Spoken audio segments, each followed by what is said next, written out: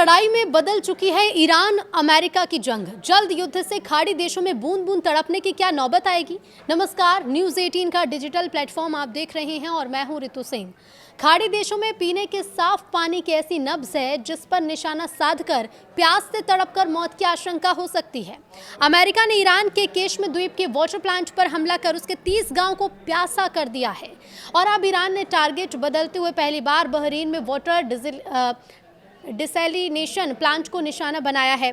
Iran के खिलाफ Israel और अमेरिका की जंग लगातार बढ़ रही है। अब दोनों खेमों का निशाना तेल और मिसाइल से आगे बढ़कर पानी तक पहुंच गया है। अब डिसैलिनेशन प्लांट यानी जल शुद्धिकरण संयंत्र को टारगेट किया जा रहा है। पहले तो अमेरिका ने ईरान के केश्म द्वीप के वाटर प्लांट पर हमला कर उसके 30 गाँव को प्यासा कर दिया, तो वहीं अब ईरान ने टारगेट बदलते हुए पहली बार बहरीन में वाटर डिसैलिनेशन प्लांट को निशाना बनाया। सुरक्षा विशेषज्ञ कहते हैं कि ये प्लांट्स यहाँ लाइफलाइन है। इनके ऊपर हमला होना इस पूरे क्षेत्र के लिए खतरनाक साबित हो सकता है। तो अगर इन प्लांट्स पर हमला हुआ, साइबर अटैक हुआ या पानी दूषित कर दिया गया तो ये सिर्फ आर्थिक नुकसान नहीं होगा बल्कि इससे पूरे खाड़ी क्षेत्र में मानव सुरक्षा का गंभीर संकट हो सकता है। अब इसका मतलब यह है कि अगर इन प्लांट्स को नुकसान हुआ तो शहरों की रोजमर्रा की जिंदगी तुरंत ठप हो सकती है। अब ये भी समझिए कि वाटर डिसैलिनेशन प्लांट क्या होते हैं और इससे पूरे इलाके में इसकी क्या जरूरत होती है और यहाँ हुआ हमला कैसे स्थिति को गंभीर बना सकता है। तो ईरान से लेकर खाड़ी देशों तक में पीने के पानी के लिए वाटर डिसैलिनेशन प्लांट का यूज़ होता है।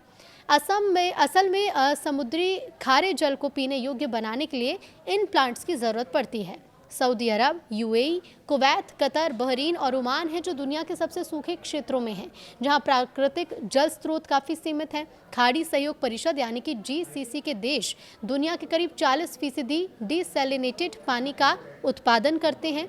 पूरे क्षेत्र में 400 से ज़्यादा डिसैलिनेशन प्लांट्स काम कर रहे हैं। कई देशों में तो पीने का ज़्यादातर पानी इसी तकनीक से आता है।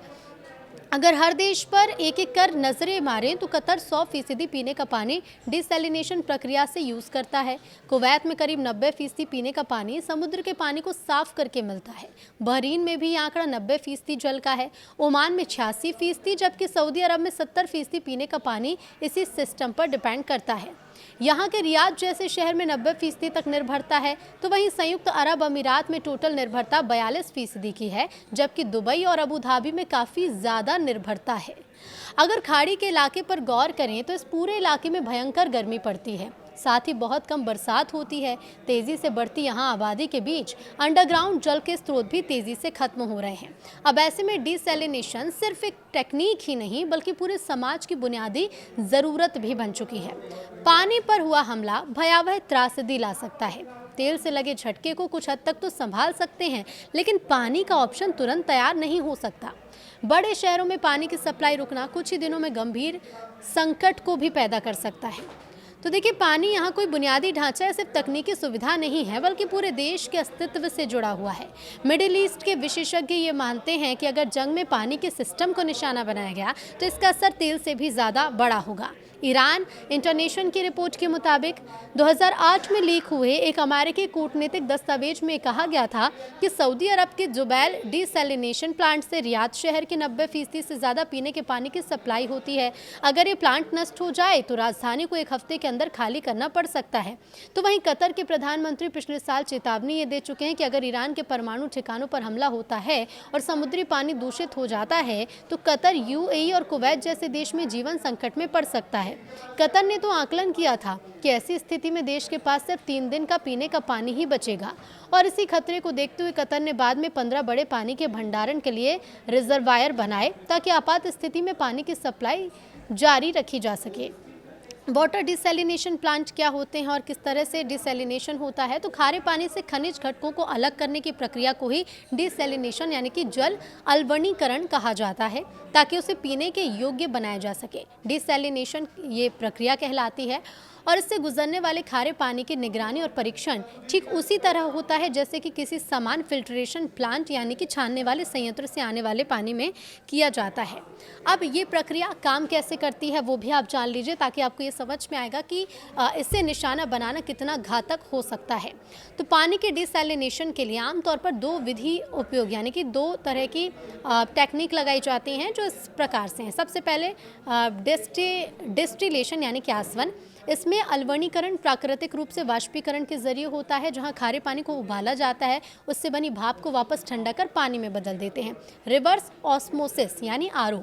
इस प्रक्रिया में एक झिल्ली के माध्यम से विलायक यानी सॉल्वेंट को उच्च कंसंट्रेशन वाले क्षेत्र से कम कंसंट्रेशन वाले इलाके की ओर धकेलने के लिए बाहरी दबाव का उपयोग होता है। ये मेम्ब्रेन इतनी हल्की होती हैं कि इसमें से केवल पानी ही गुजर सकता है, जबकि नमक और अन्य अशुद्धियां पीछे रह जाती हैं। वर्तमान में दुनिया के कुल पीने योग्य पानी का 1% हिस्सा डिसैलिनेशन से आता है और ये विशेष रूप से मध्य पूर्व और उत्तरी अफ्रीका के देशों में प्रचलित है। ये छोटे द्वीप राष्ट्र और विकासशील देशों के लिए भी पानी का एक महत्वपूर्ण स्रोत है। हालांकि इस तकनीक में बाय प्रोडक्ट के रूप में निकलने वाले अत्यधिक सांद्र नमक के घोल का निपटान एक बड़ी समस्या है। कई जगहों पर इस घोल को वापस समुद्र में पंप कर दिया जाता है, जिससे संयंत्र के आसपास की स्थानीय परिस्थिति को भारी नुकसान पहुंचता है। ईरान और अमेरिकी कैंप के बीच जल युद्ध। ईरान के विदेश मंत्री अब्बास अरागची ने इस तनाव को कड़े भू राजनीतिक शब्दों में पेश करते हुए घोषणा की। अमेरिका ने केशम द्वीप पर ताज़े पानी के अल्वणीकरण संयंत्र पर हमला कर एक जघन्य और हताशापूर्ण अपराध किया। उन्होंने ये दावा किया कि वॉशिंगटन की इस कार्रवाई ने लगभग 30 गाँव के लिए पानी की पहुँच को बाधित कर दिया और इसे गंभीर परिणाम वाला एक खतरनाक कदम बताया। ईरान के इस्लामिक रेवोल्यूशनरी गार्ड कॉर्प्स ने बहरीन में अमेरिकी सैन्य प्रतिष्ठान अल जफीर की ओर सटीक निर्देशित ठोस ईंधन और तरल ईंधन मिसाइल की बौछार की। ये कार्रवाई तेहरान द्वारा अमेरिकी सेना पर हॉर्मुज जलडमरू मध्य में रणनीतिक रूप से स्थित केशम द्वीप के जल विद्युत बुनियादी ढांचे पर हमला शुरू करने का आरोप लगाने के बाद की गई। IRGC ने सार्वजनिक रूप से घोषणा की कि जवाबी हमले ने विशेष रूप से बहरीन में अमेरिकी अल जफीर बेस को निशाना बनाया। उन्होंने इस मिसाइल ऑपरेशन को एक नपे तुल्य जवाबी उपाय के रूप में पेश किया, जिसका उद्देश्य उस हमले को बेअसर करना था जिसे ईरानी अधिकारियों ने द्वीप पर समुदाय के अस्तित्व के लिए महत्वपूर्ण नागरिक बुनियादी ढांचे पर एक अस्वीकार्य हमला बताया था। ये सारे आंकड़े दिखाते हैं कि पानी के इन प्लांट्स के बिना ये देश जल संकट में फंस सकते हैं। फिलहाल तो ये सिर्फ एक प्लांट पर हमला है, लेकिन अगर ईरान ये हमले वाटर प्लांट्स को निशाना बनाकर जारी रखता है तो खाड़ी देशों में जल संकट पैदा होगा। सऊदी अरब के जुबैल और रसल खैर जैसे संयंत्र दुनिया के सबसे बड़े हैं, जो प्रतिदिन लाखों क्यूबिक मीटर जल उत्पादित करते हैं। ईरानी हमलों से संभावित नुकसान। ईरान के हमलों से खाड़ी देशों को भारी क्षति हो सकती है, क्योंकि ये संयंत्र ईरानी मिसाइल और ड्रोन की पहुंच में है। अगर एक बड़ा संयंत्र क्षतिग्रस्त होता है तो शहरों में कुछ दिनों में जल की कमी भी हो सकती है। लाखों लोग पीने के पानी से वंचित हो सकते हैं, जिससे स्वास्थ्य संकट और पलायन भी बढ़ेगा। ब्राइन डिस्चार्ज और तेल रिसाव से समुद्री जीवन प्रभावित हो सकता है, जो लंबे समय तक जल उत्पादन को भी बाधित करेगा।